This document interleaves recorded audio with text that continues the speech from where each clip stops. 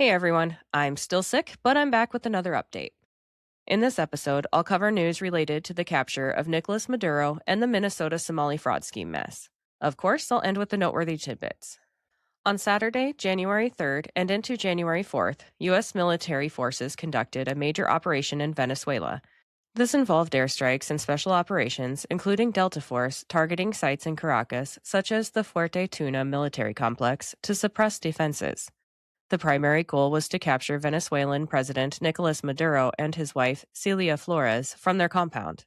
President Trump announced the success, describing it as a large-scale strike that resulted in Maduro and his wife being taken into U.S. custody. They were quickly transported to a United States ship like the USS Iwo Jima and then flown to New York.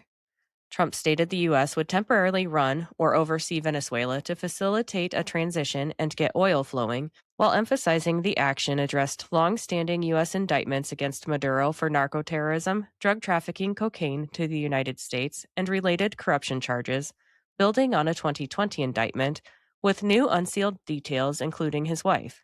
Maduro arrived in New York by Saturday evening into the night, with footage showing him in handcuffs, escorted by agents. Maduro remains in federal U.S. custody, detained in New York, and Venezuela's Supreme Court recognized Vice President Delcy Rodriguez as interim president. Trump suggested potential further strikes if non-cooperation continued and floated broader implications for other countries like Colombia and Mexico, because drugs keep flowing from those countries as well. Many Venezuelans, particularly those in the opposition, exiles who fled during Maduro's rule, and critics of his government, are expressing genuine happiness and relief over Maduro's capture by U.S. forces. Massive spontaneous celebrations erupted in the Miami area, with crowds dancing, honking horns, waving Venezuelan flags, and singing the national anthem.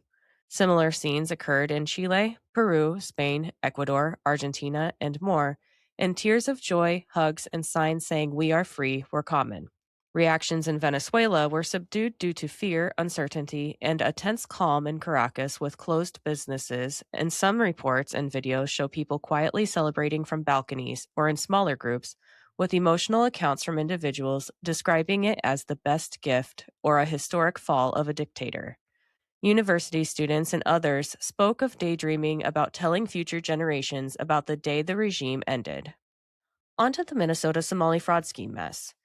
President Trump posted footage confirming Minnesota Attorney General Keith Ellison met with Somalis and fraudsters to accept campaign donations, and he also posted a video saying Governor Tim Walz may have had Minnesota Representative Melissa Hortman assassinated because she voted against giving illegal aliens taxpayer-funded welfare, a vote that strongly impacted the Somali population.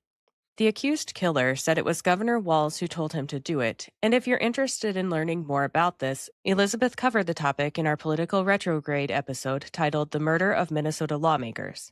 Jumping back to this episode, court documents reveal that Somali fraudsters in Minnesota spent millions of taxpayer dollars on property in Africa and other luxury items, and a Somali daycare owner who is accused of being involved in 82 violations, including potential fraud, is running in the election for Minnesota legislature.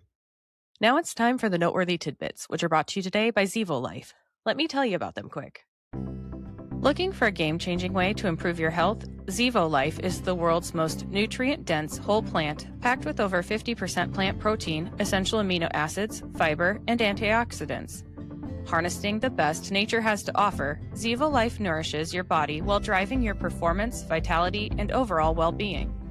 Each serving is a concentrated source of clean, well-balanced nutrition designed to support modern lifestyles, and just 1 teaspoon a day supports your gut, boosts energy, and promotes healthier skin and hair. It's no wonder that it's receiving rave 5-star reviews. Step into a healthier future with a 30% discount and a 30-day risk-free guarantee by visiting zivo.life and using my promo code. To support my show and to receive 30% off your entire order, enter in my promo code JADE, that's JADE, at checkout. All right, let's get back to the tidbits. President Trump said that crime is down 77% in Memphis, Tennessee, since the federal government became involved to crack down on crime. Milwaukee Judge Hannah Dugan resigned after being found guilty in federal court for shielding an illegal alien from ICE agents in her courthouse. She was charged with a felony and faces up to 5 years in prison. Dan Bongino finished his tenure at the FBI, and the FBI ended the year with over 6,000 child victims located, a murder rate decrease of 20%, 1,800 gangs and criminal enterprises disrupted, and over 2,000 kilos of fentanyl seized.